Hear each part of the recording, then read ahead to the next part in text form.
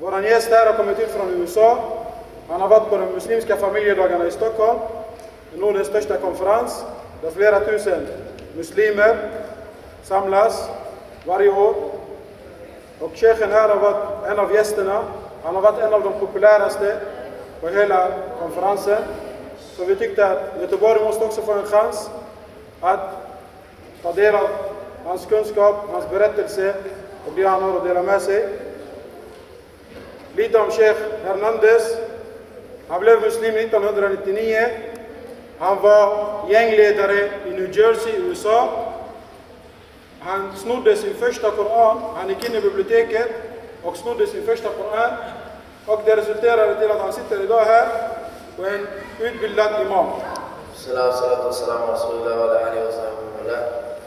In the name of Allah, and may the peace and blessings of Allah be upon His final messenger Muhammad sallallahu alaihi wasallam, his companions, and all those who follow him until the last day.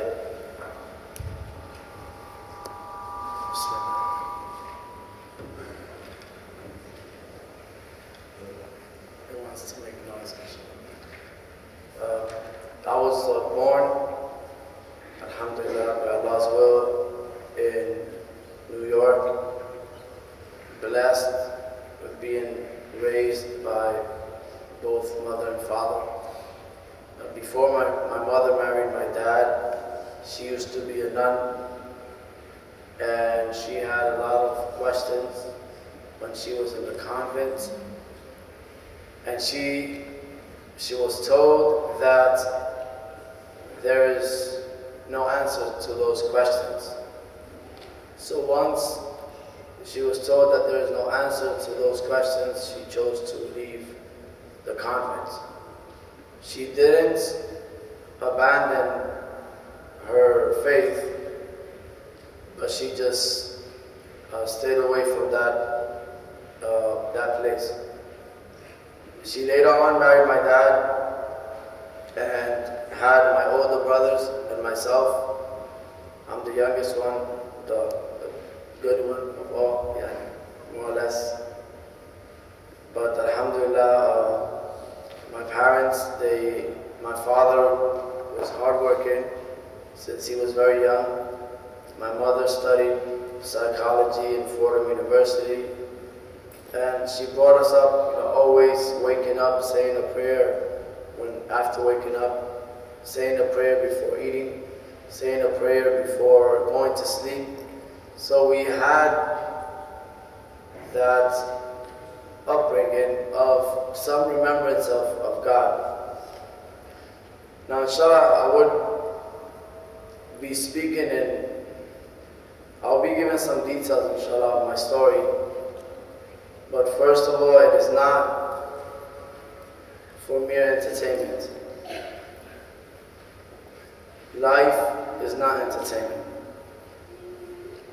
Life is fun,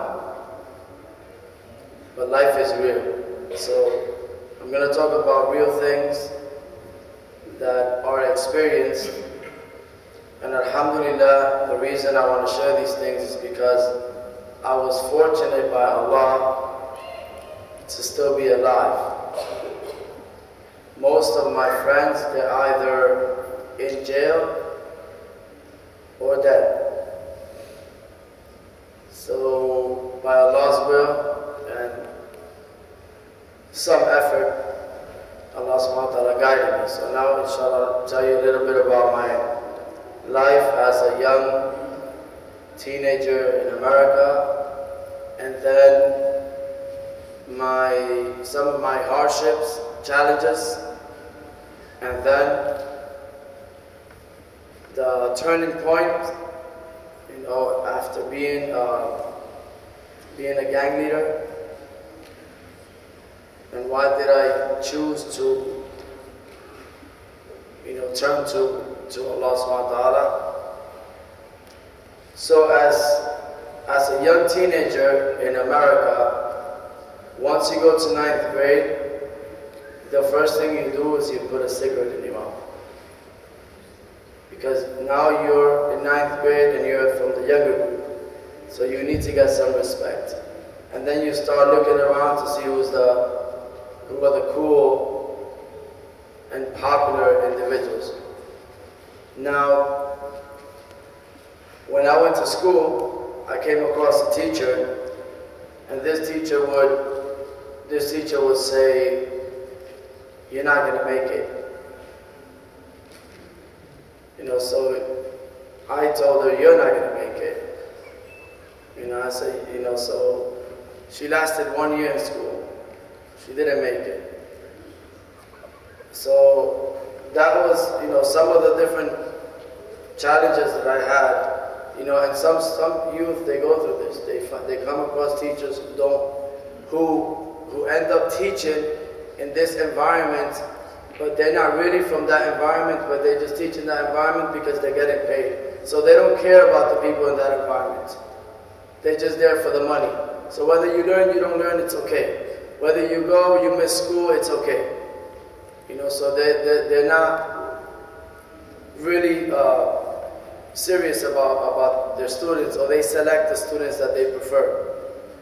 So now, when I was going back a little bit, just to give you some challenges that I experienced as a young kid.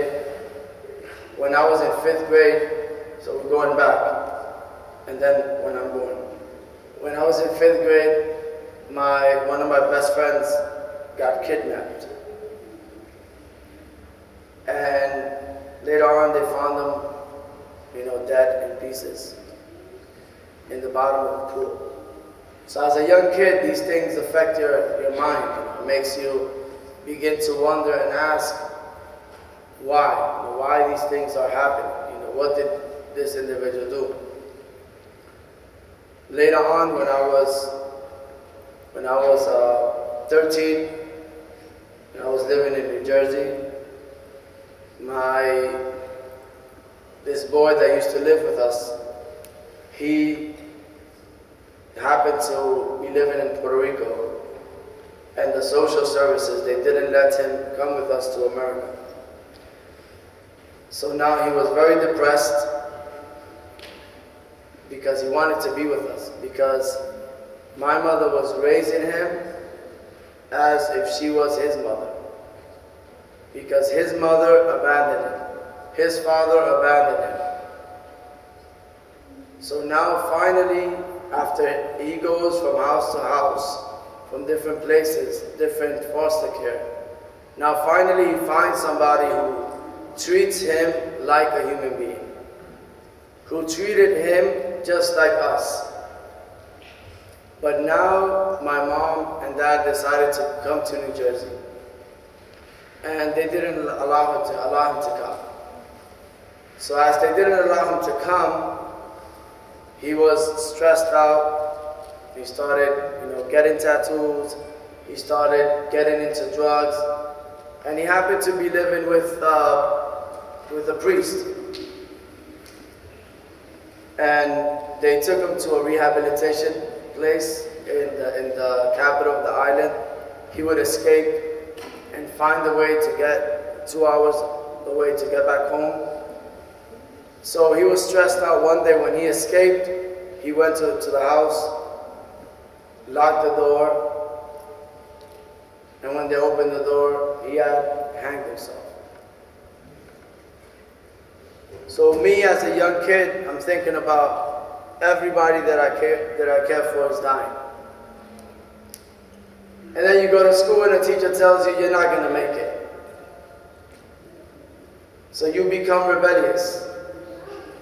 You become rebellious. And sometimes we go through things that our parents, as they try their best and they're busy working and they're busy doing what they think is best, which is work, provide you with the things that you need to live. Sometimes they don't have the time to understand what we go through in this country, or as immigrants in America, the same thing. So, becoming rebellious, being around the wrong neighborhood, every street there is a liquor store, selling drugs, violence, prostitution. Now, we used to play basketball, in the schoolyard.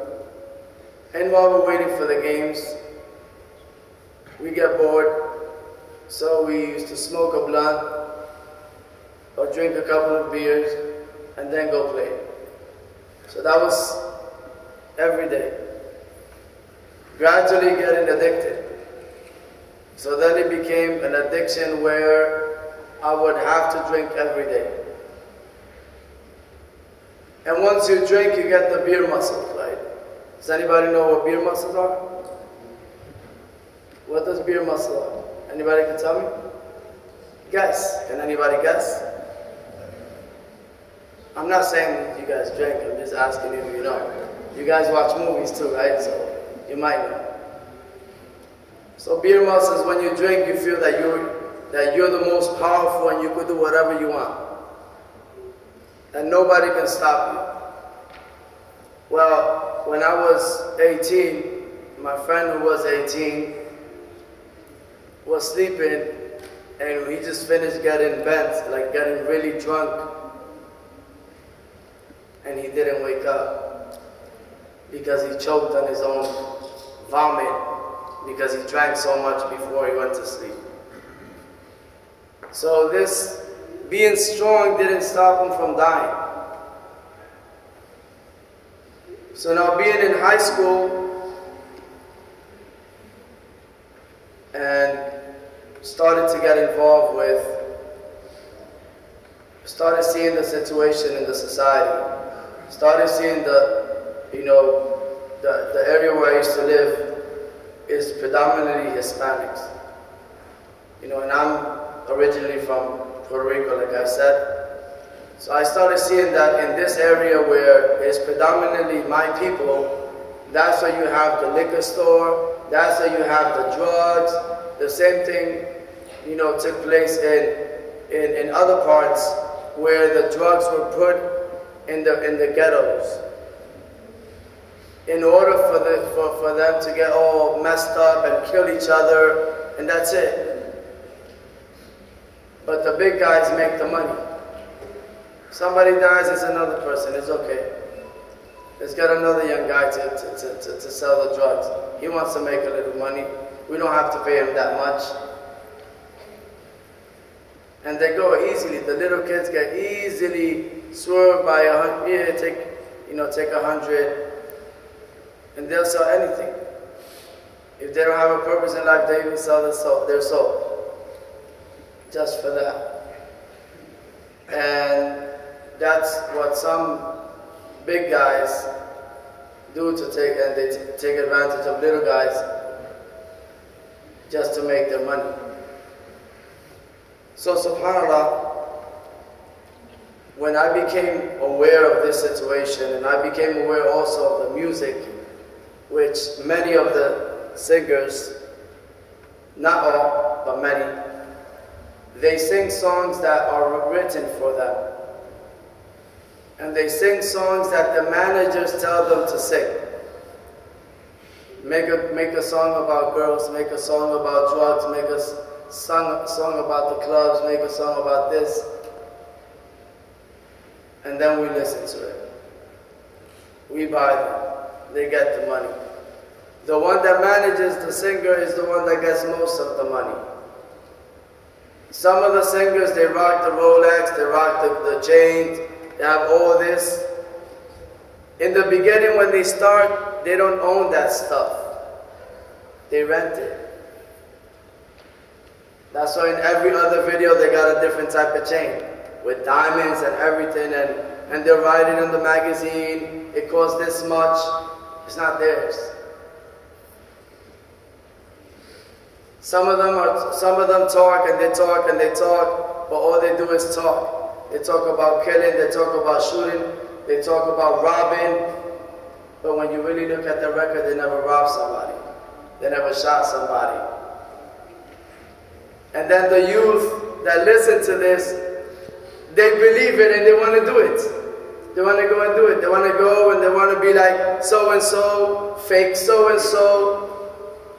And they want to continue to get into this madness, this idea of what is really to be a thug and a gangster and a drug dealer, or a person who does drugs. A lot of people who do drugs and are addicted to drugs, they never wanted to do drugs, but they were just curious about the drugs, and then they got addicted to the drugs. And once they got addicted to the drugs, they became enslaved to the drugs, not enslaved to Allah. And then you see them that they sell everything, they even rob their parents, they even rob their own home just to get that drug. And then when they don't want that drug, they give it to them for free. Here, take it. It's okay, take it. You don't have to pay. Once they want the drug, you have to pay. This is like, the work of shaitan. When you don't want to do it, see, shaitan is not in the clubs. Shaitan is not in the bars. Shaitan is not where they're selling drugs. Shaitan is at the door entrance of the masjid, making sure you don't come in. Shaitan is not concerned with the ones that are doing what he wants them to do. They're already lost. But he's concerned with those who are not. And many times, those who are not doing what he wants them to do are the few. And the majority just go with the wind. If everybody goes this way, we go that way. If everybody dressed like this, I dress like that. If everybody walks like this, I walk like this. If this artist said this word and repeated this word, now I'm going to go and I'm going to start saying this word. I don't even know what it means, but I'm just going to say it because it sounds cool. The reality is that we get programmed to these things. Same as movies. Movies are entertainment, they're not real. Documentaries are real. You see a movie about gangs? Okay. Watch a documentary about gangs. It's a different story. You have a town in the border of America. Here, this is in Texas. This is El Paso. Every year, and then in the other side is Mexico. In El Paso, every year, 10 people get killed. Not much, right? Across the border,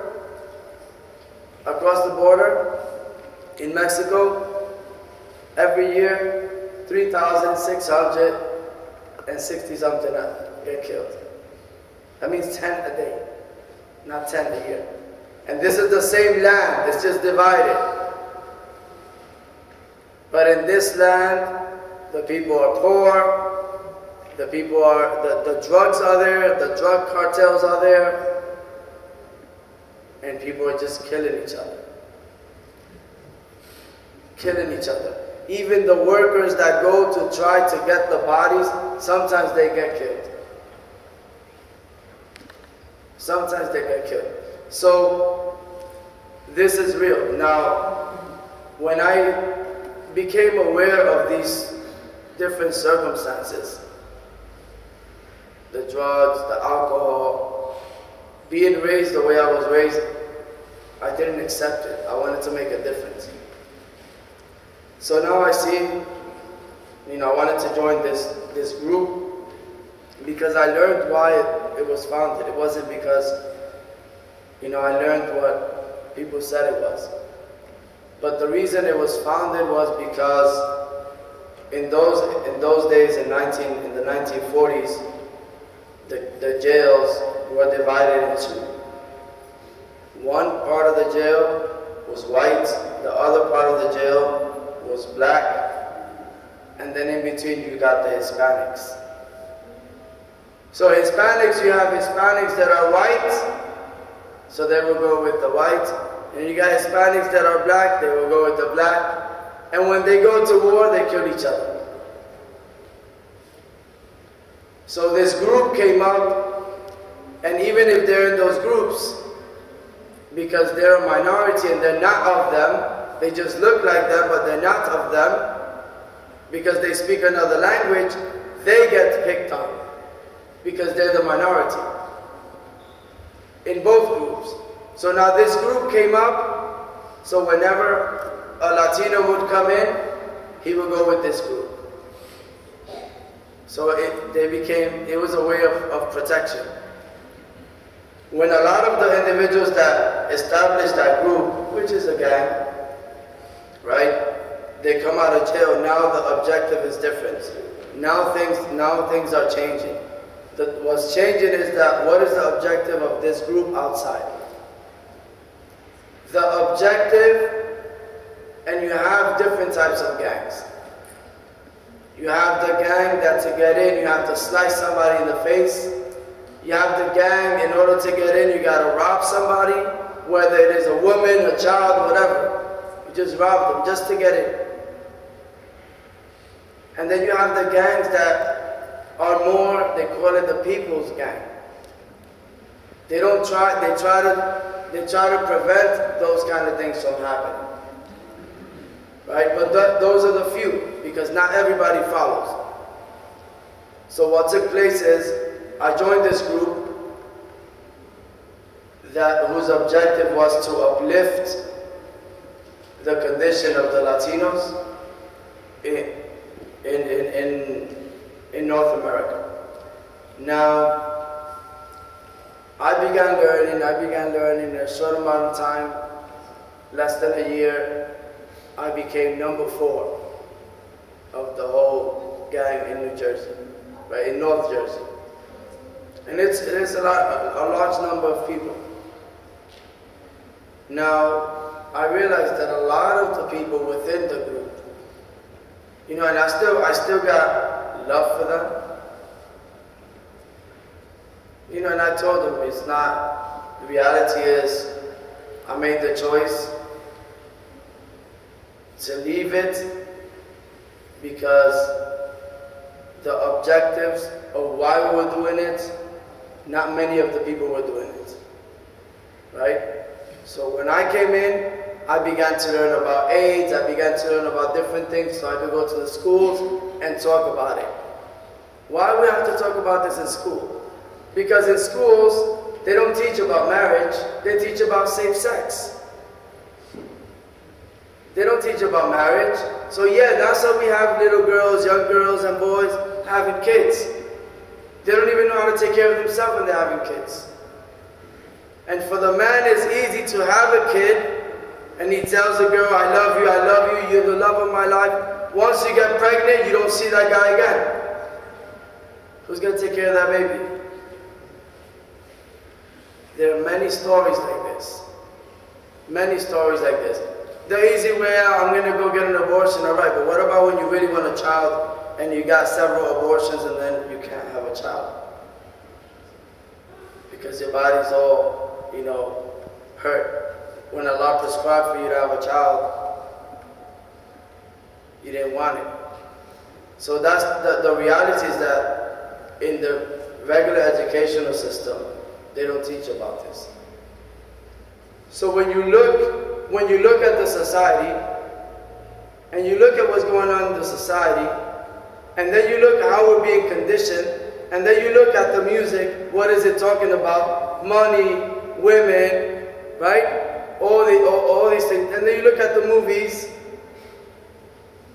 and then you look at the fashion, right? Now, what is the core of society? What is the brick of society? The family. So marriage is not encouraged. Safe sex is being promoted. So what do you have in the society? Chaos. Chaos. Are we going to be part of that chaos? Or we're going to be part of the change? There's a lot of people, they just go and say, everybody's doing it, let's just do it. But there's always the few. And those few who said, no, we're not going to do it, those few become remembered for centuries and centuries and centuries. The few like Malcolm X, the few like Martin Luther King, the few those get remembered. Those who don't go with the crowd. Those who make a decision and have the courage and the strength to say no. They have the courage and the strength to say no.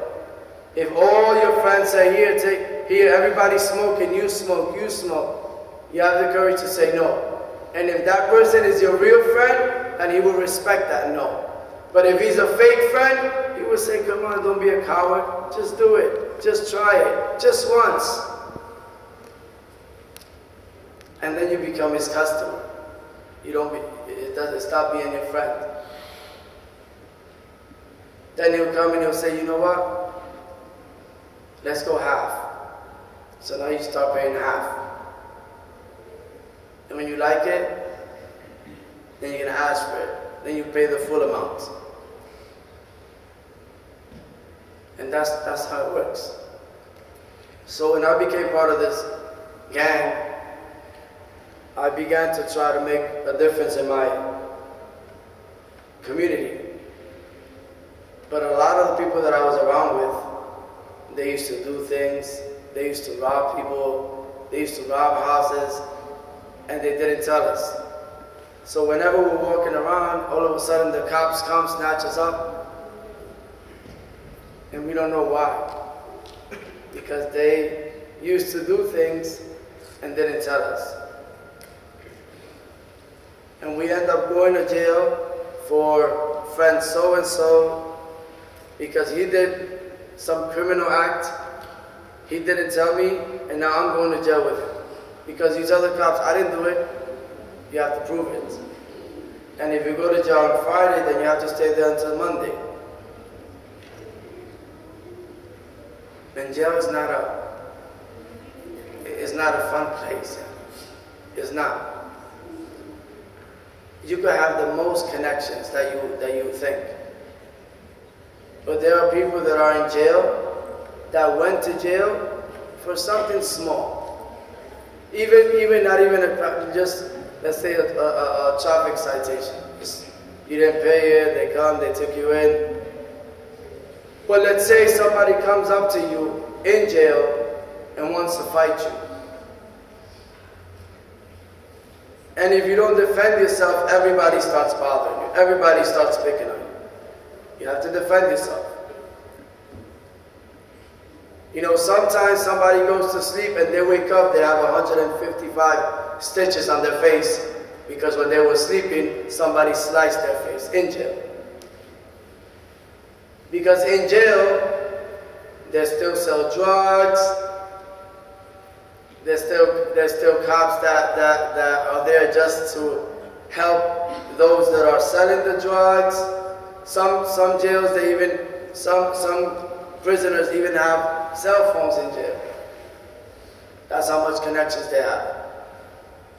So you imagine somebody comes up to you, going to fight you, you defend yourself, now you end up mistakenly killing him.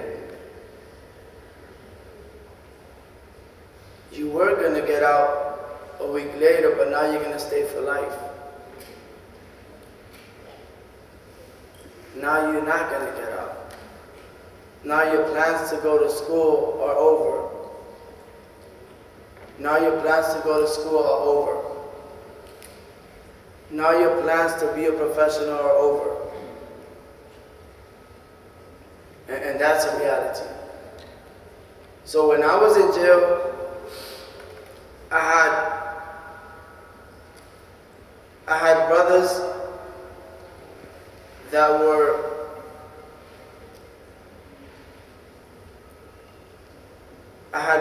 who, you know, were under me in position, so they were always by my side. So when I was there, I could do whatever I want. Like there was a line to use the phone, and I was walking, and the line is a long line. So I ended up cutting the line, went all the way to the front. And people are upset. They're like, what are you doing? It's like, I need to make a phone call. They're like, we all need to make a phone call. I said, I know, just hold on. And I made the phone call. But I got these two big dudes next to me that nobody's gonna mess with them. And I made my phone call. And then I hanged up. Go ahead and make the phone call. So these things, I mean, I had the connections like that, but the only thing I feared was to get into a fight and not come out of jail. I started thinking about the simple things, like waking up at whatever time I want, going to sleep at whatever time I want, opening up my refrigerator and eating whatever I want. These simple things. These simple things. So now,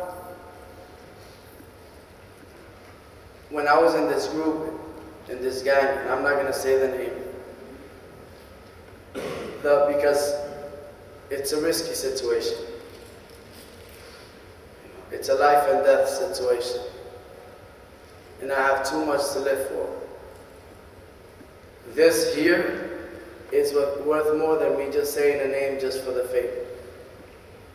So this is just for your information.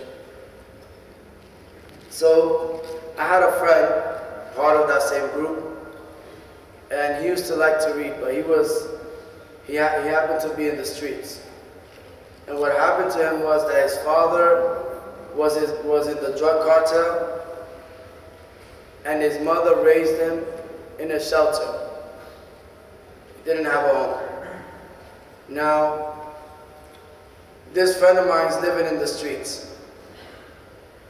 But I know that he likes to read, I know that he likes to work. I used to go with him to look for work. So I tell my mother, I tell her, Mom, can we let him stay in my house? Can we let him stay in the house? And I convinced my mother, she said, sure. So he stayed in our house. So he brought with him some books. And in those books, one book was the autobiography of Malcolm X. So I read that book, and when I read it, it gave me a sense of hope. I saw that Malcolm X used to be a criminal, was lost, and was able to change his life and become a better person. So, subhanAllah, when my friend and I went to the public library, he checked out the maximum number of books. And once he checked out the maximum number of books, and we were exiting the library, he saw the Quran. And he said, oh, the Quran. I said, what do you know about the Quran?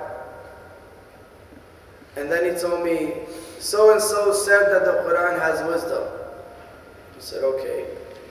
And me, I learned a little bit about Islam through basketball, through the NBA, through Hakeem Olajuwon, through Mahmoud Abdul Rauf, who formerly was called Chris Jackson, who became Muslim.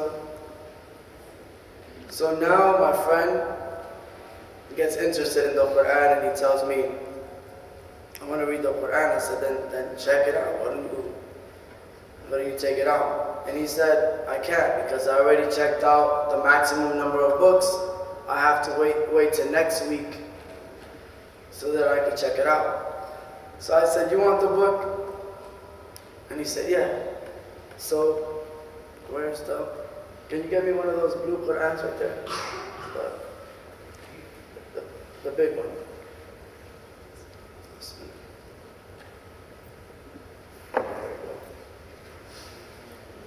Nafs al-lång. So this is the same version of the Quran that my friend saw. So he said, I want to read it. I said, you want to read it? So I ended up stealing the Quran from my friend.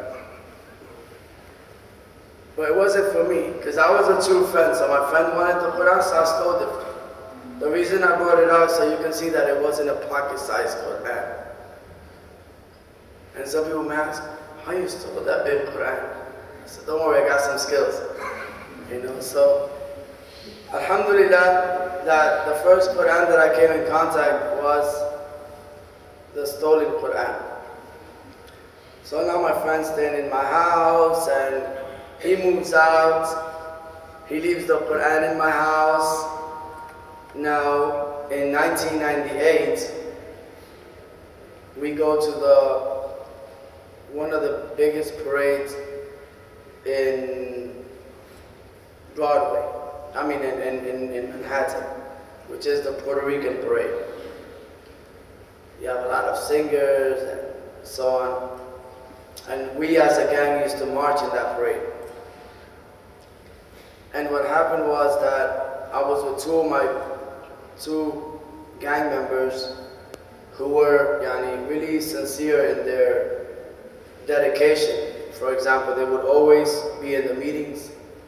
Sometimes there's 24 inches of snow and they're standing inside the snow, just outside in the meeting. And not everybody was like that. Sometimes you see, like for example, it's bad weather. How many come to the masjid? A few. Those who know the value of coming to pray. Right? Those who know, when the Prophet ﷺ said, if you knew the virtue of Salat al-Fajr, you would crawl to it. So we used to go, but this is before being Muslim, you know, to the meetings, to the gang meetings, under any condition. Because that is the way we showed that we were true to this. The next day after the parade, I'm at work and I see the news. Those two friends got killed. They got killed, their faces got stepped on, and they got killed by who? By the same gang. They dedicated so much time, or by individuals in that group. By individuals, not, I don't want to generalize, but by individuals in that group.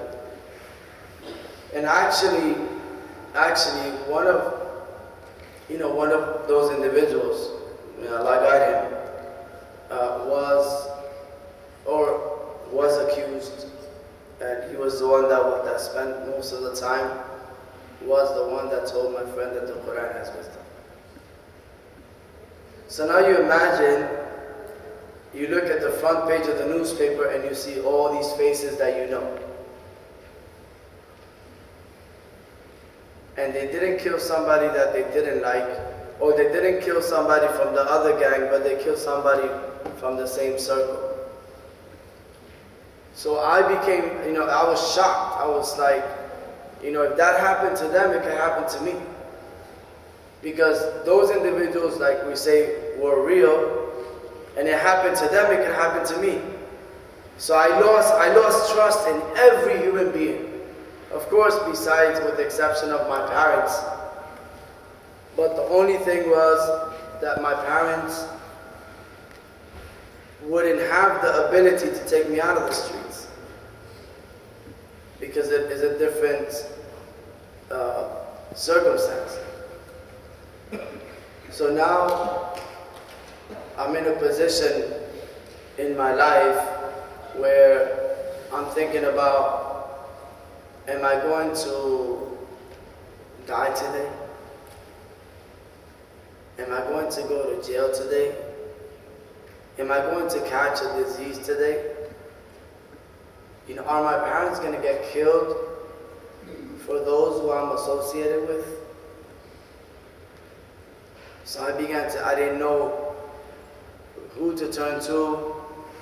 I didn't want to ask for help because I didn't trust the human being.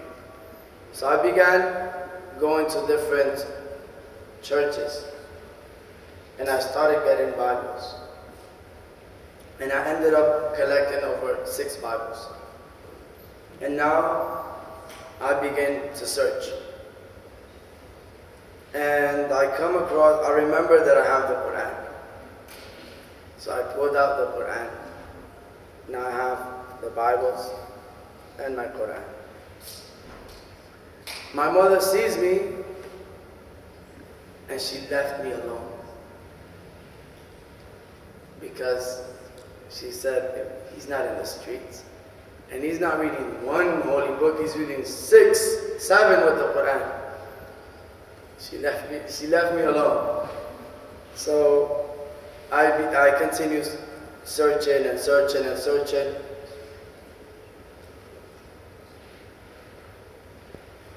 And then I read the introduction of the New Revised Standard Version Bible. In the introduction of the New Revised Standard Version, it starts talking about the King James Version. And it says, the King James Version has grave errors, has many mistakes. So I was like, what's this? One Bible criticizing the other, it doesn't make sense. So I kind of like lost trust in it. I'm like, this is the work of the human beings. This is not from God, you know. One Bible criticizing the other. And then I read the introduction of this small Quran. And when I read it, I come across information that the Quran was revealed, 100 plus years ago, and not one letter has been changed in Arabic. And so it was going through all this information, and I was like, wow, it sounds interesting. And I read. And honestly, I read because I felt desperate and I wanted to find the truth. Because when I was in school, I didn't come across teachers who would encourage us to read. They encourage us to only media and, short ways of learning or quick ways of learning. So now I'm beginning to read. And the more I read, the more I feel that I've become thirsty for more reading. So now I ask my mom, I say, Mom, who do I pray to? Should I pray to Jesus? Should I pray to Mary? Or should I pray to God? So my mom said, pray to God, right? I was like, okay. So now I begin reading Surah Al-Fatiha, right? When I read Surah Al-Fatiha, the first chapter of the Quran, okay, in the name of Allah, the most gracious, the most merciful. So I said, I'm going to read this book, but I'm not going to be Muslim. This is a book for Arabs. I'm only gonna read this book and just take whatever benefits me, and that's it. And leave the rest. And when I read in the name of Allah, I said, I'm not used to saying Allah, I'm gonna say God. I'm gonna say God, so I'm not gonna say Allah. It sounds strange to me. So I'm like, in the name of God. So I was like kind of saying it the way I felt. I was kind of hard-headed. Not no more, alhamdulillah. So, as I continue reading, all praise and thanks are due to God, right? The creator of the heavens, the Lord of the worlds, the most gracious, the most merciful, master of the day of judgment. So now I begin to think, if I die, right? If I die now, if I die now, am I ready to meet God? Am I ready to meet Him? Did I do the best that I could, that He's happy with me? Or did I disobey Him?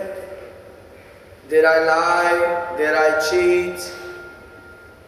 Did I hurt myself? Did I affect my health by all the different things that can affect your health? So then I read the ayah, إِيَّاكَ نَعْبُدُ وَإِيَّاكَ نَسْتَعِينُ. You alone do we worship, and you alone do we ask for help. So I said, that's what I'm going to do.